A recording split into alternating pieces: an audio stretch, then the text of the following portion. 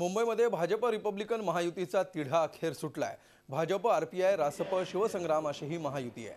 227 जागांपैकी भाजप 192, आरपीआय 25, रासप 6 तर शिवसंग्राम 4 जागा लढणार आहे। शिक्षण मंत्री विनोद तावडे, आशिष शेलार, रामदास आठवले यांच्यासह मित्रपक्षांची एकत्र पत्रकार परिषद झाली। यात ही घोषणा करण्यात आली आहे। भाजपने आतापर्यंत 120 मराठी तर 72 अन्य भाषिक मुंबईकरांना उमेदवारी दिली आहे। 192 पैकी 89 उमेदवार पदवीधर आहेत। भारतीय जनता पक्षाचे मित्रपक्ष असणारे Republican party of India Athawale साहेबांचे राष्ट्रीय अध्यक्ष,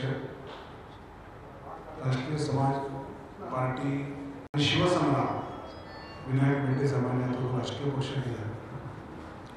तो या तिघांनी महापालिका निवडणुकीमध्ये भारतीय जनता पक्षासोबत महायुतीत आता आम्ही सगळे लढणार आहोत।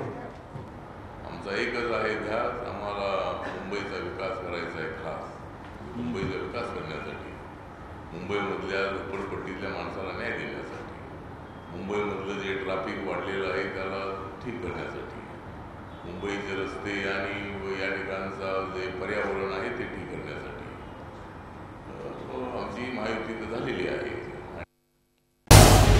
झी 24 तास रहा एक पाऊल पुढे।